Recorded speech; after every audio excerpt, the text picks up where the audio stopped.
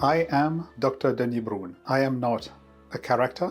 I am not an avatar. I'm a real person, and you can find about me on the internet. I have been a director in international organization, a director in UNICEF, a director in the World Health Organization, and I have been working on issues of public health and especially on issues of medicine for developing countries. I have participated in the elaboration of new medicines for HIV treatment, for the treatment of malaria, and I have stopped working for international organizations. I have been confronted with young people, nephews, friends who were losing hair early, and I've tried to see what can we do to help them. And the first thing that surprised me was how badly this treatment of alopecia, which is what it means, losing hair, alopecia, how poorly this is organized. I found on the internet a lot of snake oil, a lot of products which had absolutely no proven efficacy,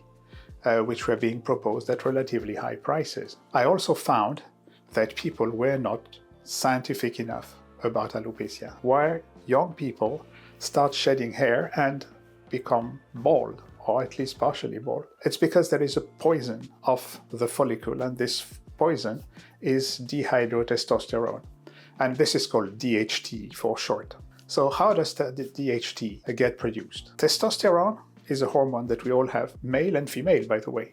We all have this testosterone, and this testosterone is transformed into DHT with the help of two enzymes. Sorry for the technical words, they are called 5-alpha reductase. And these two enzymes are creating DHT. And DHT is a poison for the follicle. It shrinks the follicle, it reduces the duration of the cycle of the hair, and progressively the follicle stops producing hair, and then parts of our scalp are becoming bald. So that's relatively simple. How to prevent alopecia or how to treat it is by getting the DHT not to attack the follicles. And there are two ways of it. Protecting the follicles against DHT or preventing DHT from being manufactured by the body from testosterone. So what do we have now on the market to treat alopecia? We have medicines which are for the treatment of alopecia androgenetica, as it is called. One is minoxidil, and the other one is finasteride. Minoxidil is actually not attacking any of the root causes of alopecia that I was describing. Minoxidil is a vasodilator. It helps increase the blood flow in the follicle. You know, the follicle is just under the scalp. There are blood vessels there, and minoxidil increases the blood flow. Now, this is good for the follicle. It brings oxygen, it brings nutriments, it helps the follicle stay alive, but it doesn't protect it against DHT.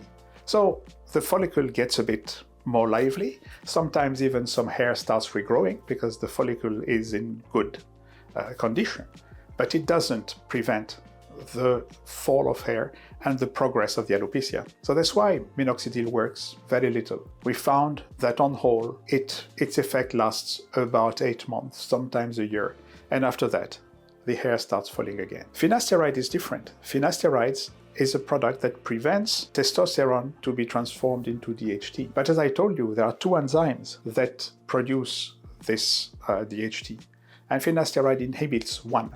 So it has some effect, and it actually allows that the follicles are protected, at least to some extent. And we can find in various clinical studies that have been made that we could even have hair regrowth in about 20% of the people who are using finasterides regularly every day. The advantage of finasteride is used only once a day compared to minoxidil, which is used twice a day. But these are not extremely effective products. People also find on the market products that normally decrease the effect of DHT on the follicle.